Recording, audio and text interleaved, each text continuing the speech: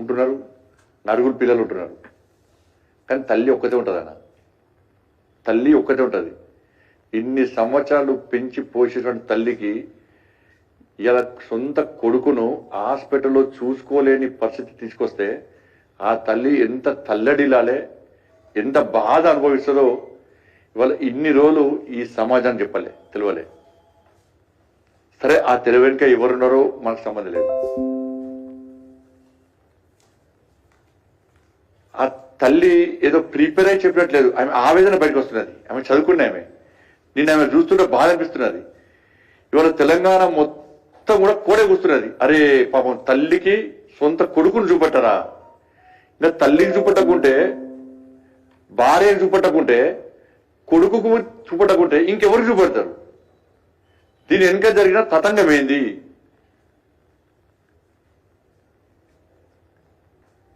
తల్లి డైరెక్ట్ కేసీఆర్ కొడుకు పేరు చెప్పింది. నా కొడుకు మరణము ఒక మిస్టరీ అన్నది. ఏంటి అది? ఆ రోజే చనిపోయిందా? అంతకంటే ముందే చనిపోయిందా? కొంతమంది కోసము లేట్గా అనౌన్స్ చేసి డిక్లేర్ చేసిరా? దీని మీద విచారణ జరపాల్సిన అవసరం పక్కా ఉంది. హాస్పిటల్ డాక్టర్ల స్టేట్మెంట్ రికార్డ్ చేయాలి, హాస్పిటల్ యాజమాన్యం స్టేట్మెంట్ రికార్డ్ చేయాలి, మాగంటి గోపీనాథ్ గారి యొక్క తల్లి, వాళ్ళ భార్య, వాళ్ళ కొడుకు, వాళ్ళ స్టేట్మెంట్ రికార్డ్ చేయాలి. చూసండి, ఇవాళ నేను వీడియో చూసి, నేను వాళ్ళ కొడుకు పేరున్నది తారక్. నేను అమెరికా నుంచి మా నాన్న అంత్యక్రియలో పాల్గొనడానికి వస్తే నన్ను బీఆర్ఎస్ పార్టీకి సంబంధించిన మాజీ మంత్రి ఫోన్ చేసి రావద్దని బెదిరించిండు. ఇది మామూలు స్టేట్మెంట్ కాదు. ఇది వాళ్ళ తల్లి క్లియర్. నేను చూడనపోతే, ఐసీయూలో నా కొడుకుని చూడనపోతే నన్ను చూపెట్టలేదు. కేసీఆర్ కొడుకత్తనే వేడుకున్నా, పట్టించుకోలేదు. ఆయన ఐసీలో చూసొచ్చిండు. ఏం జరిగిందో తెలియదు. నేను మళ్ళీ పోయి మొత్తుకున్నా, చూపెట్టే అవకాశం ఏంటని, చూపెట్టలేదు. ఏం జరిగింది ఆడ? ఒక కన్న తల్లి ఆరోపణలు చేసినప్పుడు అందరి మనసు కరిగింది. ఇవాళ తెలంగాణ రాష్ట్రం మొత్తం ప్రతి ఒక్కరు బాధపడుతున్నారు. కానీ తెలంగాణ రాష్ట్ర ముఖ్యమంత్రి గుండె మాత్రం కరుగుతలేదు. ఎందుకంటే వీళ్ళు వాళ్ళు ఒకటి. ముఖ్యమంత్రి కొడుకు రేవంత్ రెడ్డి గారు ఇద్దరు దోస్తులు, వీళ్ళిద్దరు వ్యాపారాలు, వీళ్ళిద్దరు మన ప్రాపర్టీ పంపకాలు, ఇద్దరి మధ్య లోపాయికార ఒప్పందం. అందుకే డ్రగ్స్ కేసు పోయింది, ఫోన్ ట్యాపింగ్ కేసు పోయింది, ఫామ్ హౌస్ కేసు పోయింది, విద్యుత్ కొనుగోలు కేసు పోయింది, ఈ కార్ రేసు పోయింది, కాళేశ్వరం కేసు పోయింది. డేల ఒక్కదానిలో విచారణ జరపలేదు. ఎందుకంటే విచారణ పేరుతోనే కేసీఆర్ అనే వ్యక్తి పోయి ఢిల్లో మూట కలుపుతాడు, ఇట కేటీఆర్ పోయి రేవంత్ రెడ్డి గారికి పైసలు ఇస్తాడు. వీళ్ళిద్దరి మధ్య పైసల దందా. మాగంటి గోపీనాథ్ గారి యొక్క ఈ దిలలో పూర్తిగా ఎక్కడ వివాదమైంది, ఎక్కడ గొడవలు అవుతున్నాయంటే మాగంటి గోపీనాథ్ గారి యొక్క ఆస్తి పాస్తుల విషయంలో కేటీఆర్ కు మధ్య, రేవంత్ రెడ్డి మధ్య గొడవలు స్టార్ట్ అయినాయి. ఆస్తి పంపకాల విషయంలో మాత్రమే వీళ్ళిద్దరి మధ్య గొడవలు స్టార్ట్ అయినాయి. ఇద్దరి మధ్య పగలు పట్టింపులు పెరిగిపోతున్నాయి. ఇది 100% వాస్తవము. మాగంటి గోపీనాథ్ గారు చనిపోకముందే,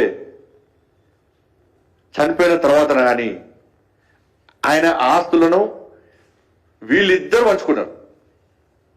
ఇది కాదని చెప్పండి. వీళ్ళిద్దరు పంచుకున్నారు. మాగంటి గోపీనాథ్ గారు ఆస్తులు ఎన్నున్నాయి, ఎవరి పేరుకి ట్రాన్స్ఫర్ అయినాయి, ఎట్లా ట్రాన్స్ఫర్ అయినాయి, గొడవ ఎక్కడ జరిగింది, వాళ్ళ తల్లి గారు కానీ, వాళ్ళ భార్య కానీ, వాళ్ళ కొడుకు చెప్పేటువంటి ఆరోపణల మీద విచారణ చేసేద్దాము రేవంత్ రెడ్డి సర్కార్ ఉందా? చెయ్యడు. ఎందుకంటే ఈయన భాగస్వామ్యం ఉంది కాబట్టి. మీరు చూడండి, నిన్న వాళ్ళ తల్లి స్టేట్మెంట్ ఇస్తే ఇంతవరకు కాంగ్రెస్ పార్టీ స్పందించలే. అంత పెద్ద ఇష్యూ అది, ఇంతవరకు కాంగ్రెస్ పార్టీ స్పందించలే, బీఆర్ఎస్ పార్టీ స్పందించలే. స్పందించాలనుకుంటే మళ్ళీ ఇద్దరు ఫోన్లు మాట్లాడుకోవాలి. కేటీఆర్ గారును రేవంత్ రెడ్డి గారు ఫోన్ మాట్లాడుకోవాలి. నువ్వేం మాట్లాడాలి, నేనేం మాట్లాడాలి. ఆర్కే గవర్నమెంట్ ఇడా ఇంకా ఏం తెలియటే రేవంత్ రెడ్డి గారు ఏమంటారు, బీఆర్ఎస్ బీజేపీ ఒకటే అంటాడు. ఈయన ఈ కేసీఆర్ కొడుకు ఏమంటాడు, నేను రేవంత్ రెడ్డి ఒకటట. మాగంటి గోపీనాథ్ ఆస్తి పాస్తుల విషయంలో వెంటనే చర్చ జరపాలి, ఎంక్వైరీ చేయాలి, విచారణ జరపాలి.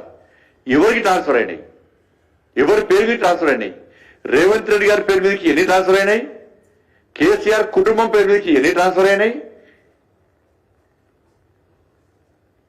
వాళ్ళ తల్లే నా కొడుకు మన ఒక మిస్టేక్ అనేది ఏం జరిగింది, మాగంటి గోపీనాథ్ గారు ఎప్పుడు చనిపోయారు, ఎన్ని రోజులకు హాస్పిటల్ వర్గాలు చనిపోయినట్టు డిక్లేర్ చేశారు, ఎందుకు లేట్గా డిక్లేర్ చేశారు, ఎవరి కోసం లేట్గా డిక్లేర్ చేశారు.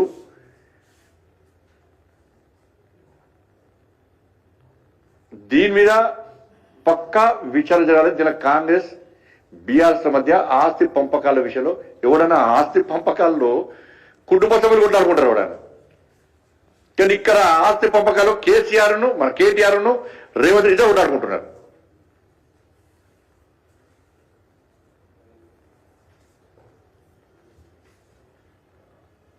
ఇది 100% వాస్తవం. రేవంత్ రెడ్డి గారికి మళ్ళీ చెప్తున్నా, నీ లోపల నిజాయితీ ఉంటే, నీకు ఏం సంబంధం లేదు అనుకుంటే, నువ్వు కేసీఆర్ కుటుంబం ఒక్కటి కాదు అని అనుకుంటే, ఈ ఆస్తి పంపకాల్లో నీకు భాగస్వామ్యం లేదు అనుకుంటే గుండె మీద చేసుకొని చెప్పు. నువ్వు విచారణకు ఎలా ఆదేశించు, విచారణకు ఆదేశించు. నీ పేరు మీద ఏం డాక్యుమెంట్స్ లేవు చూపెట్టు. ఎందుకు లేవు, ఎట్లా ఉన్నాయో చూపెట్టు. ఎవరి పేరు మీద చూపెట్టు.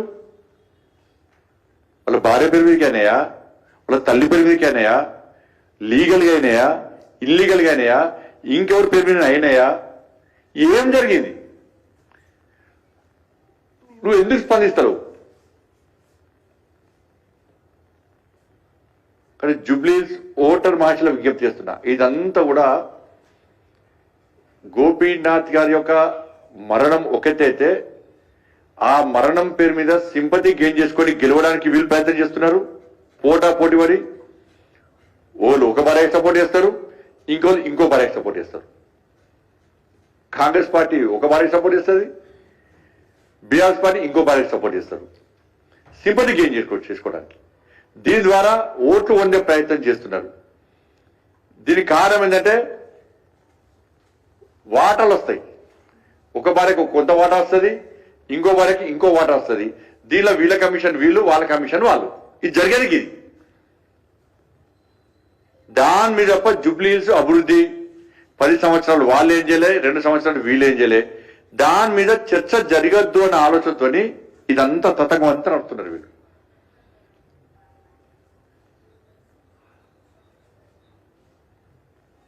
ఇట్లా గెలవాలని చెప్పి ఇలా ముస్లింలందరూ ఓటు బ్యాంక్ గా మార్చి అట్లా గెలవాలని చెప్పి కాంగ్రెస్ పార్టీ ప్రయత్నం. బీఆర్ఎస్ పార్టీ మొదటిదాకా ప్రయత్నం చేసింది, కలవే వాళ్ళకి ఫీల్డ్ అక్కడ అధిక పక్కన. బీఆర్ఎస్ పార్టీ ఫీల్డ్ ఉన్నాయి. బీఆర్ఎస్ పార్టీకి సంబంధించిన కార్యకర్తలు, నాయకులు, బయటికి వచ్చిన నాయకులు ఎవరు కూడా మాగంటి సునీత గారు ఎవరు తిరుగుతలేరు. ఎక్కడ కూడా ఎక్కడ తిరుగుతలేరు. ఎందుకంటే వాళ్ళకి కన్ఫ్యూజన్ ఉన్నారు, మేము ఈ కుటుంబాన్ని సపోర్ట్ చేయనా, ఆ కుటుంబాన్ని సపోర్ట్ చేయనా, ఏది ఫ్యాక్ట్.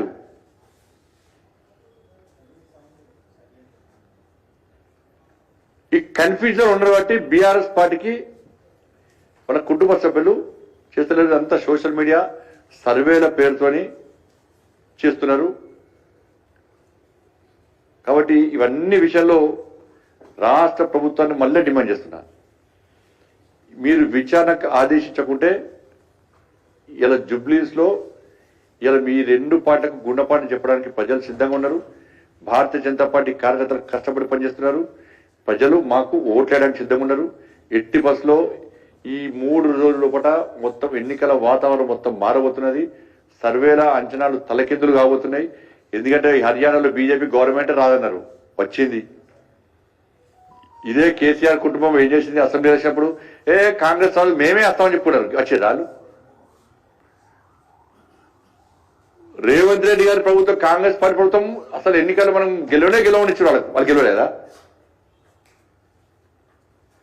మహారాష్ట్రలో బీజేపీ గవర్నమెంట్ రాదన్నారు, రాలేదా? ఇక్కడ బీజేపీ ఎంపీ 2 గెలుస్తున్నారు, 8 గెలిచినాం. మొన్న శాసన మండలి ఎన్నికలు కూడా బీజేపీ 3rd ప్లేస్ అన్నారు. శాసన మండలి ఎన్నికల్లో బీజేపీ 3rd ప్లేస్ అన్నారు. బీఆర్ఎస్ పార్టీ క్యాండిడేట్ కరగారు, కాంగ్రెస్ పార్టీ అడ్రస్ లేకుండా వీగారు. వాళ్ళకి మాకు గౌరవ ఫరక్ చాలా ఉన్నది, టీచర్స్ విషయంలో కానీ గ్రాడ్యుయేట్ విషయంలో కానీ. కానీ ఈ సర్వేలను ప్రజలు నమ్మద్దు, తప్పుడు ప్రచారంతోనే సర్వేలు చేసే ప్రయత్నం చేస్తున్నారు. ప్రజల నాడి ఏది, ప్రజల ఆలోచన ఏది, ప్రజలు అభివృద్ధి కోరుకుంటున్నారు. ప్రజలు ఎంఏ పార్టీని వ్యతిరేకిస్తున్నారు. భారతీయ జనతా పార్టీ పాత బస్తీనే కొత్త బస్తీ ఇవ్వాలనుకుంటే ఇవాళ ఈ కాంగ్రెస్ పార్టీ ఈ భాగ్యనగర్ మొత్తం కూడా పాత బస్తీ చేయాలని చెప్పి ఆలోచనతో కుట్రగా వివరిస్తున్నది. గతంలో బీఆర్ఎస్ జుబ్లీస్ ను డ్రగ్స్ కు అడ్డగా మార్చింది. ఇలా కాంగ్రెస్ పార్టీ జుబ్లీస్ ను చైన్ స్నాచర్లకు, గంజాయి దందాకు, సంఘ విద్రోహ శక్తులకు అడ్డగా మార్చే ప్రయత్నం కాంగ్రెస్ పార్టీ చేస్తున్నది. దీన్ని గుర్తించాల్సిందిగా నేను అప్పీల్ చేస్తా ఉన్నాను. ధన్యవాదాలు.